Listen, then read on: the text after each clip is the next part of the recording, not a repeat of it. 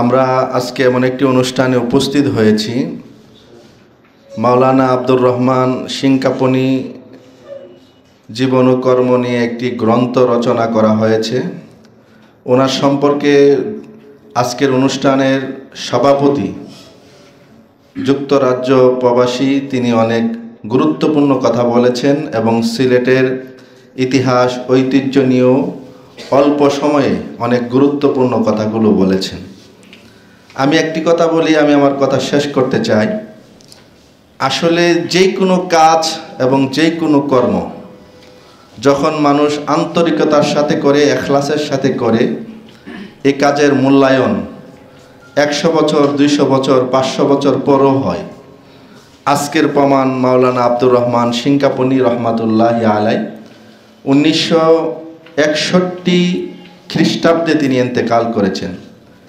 প্রায় 60-65 বছর আগে তিনি দুনিয়ার থেকে বিদায় নিয়েছেন। আমরা এখানে অনেকেই আছি, আমাদের বয়সও 65 না, কিন্তু আজকে রাজধানীর প্রেস ক্লাবের একটি হলে আড়ম্বরপূর্ণ একটি অনুষ্ঠানের মাধ্যমে ওনার বইটি আজকে মোড়ক উন্মোচন হবে। এজন্য আসলে কাজ যদি কেউ করে যায়, এটা হয়তো আজকে মূল্যায়ন কেউ করছে না, এটা আগামী 100 বছর পরও মূল্যায়ন করবেন। যেমন আমরা দেখেছি আমাদের অত্যন্ত শ্রদ্ধাভাজন ব্যক্তিত্ব মাসিক মদিনার সম্পাদক মাওলানা মুহিউদ্দিন খান রহমাতুল্লাহি আলাই, উনি লেখালেখি করার জন্য, দিনই কাজ করার জন্য কি কষ্ট করেছেন। জীবনে খেলা করে উনি আত্মজীবনী লিখেছেন। এই আত্মজীবনী যদি আমরা না পড়তাম, বিশেষ করে আমার এখানে মাওলানা মুহিউদ্দিন খান সাহেব রহমাতুল্লাহি আলাই সুযোগ্য সাহেব জাদা, দেশে বিদেশের বড় প্রতিষ্ঠানে তিনি লেখাপড়া করেছেন।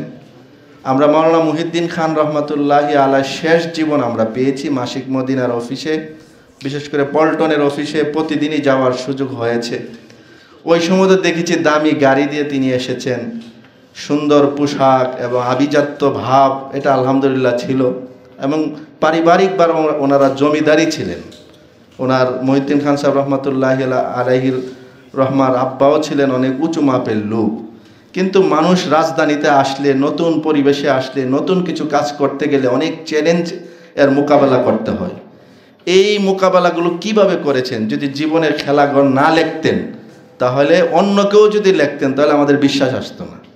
সেই জন্য কিছু লেখা আমাদের জন্য অনেক উপকারী।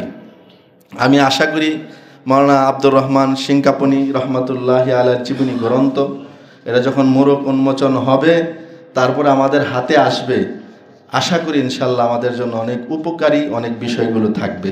এবং ধন্যবাদ জানাচ্ছি দেওয়ান আব্দুল্লাহ রাজা চৌধুরীকে, তিনি আমাদেরকে বারবার ফোন করেছেন, আমন্ত্রণ জানিয়েছেন।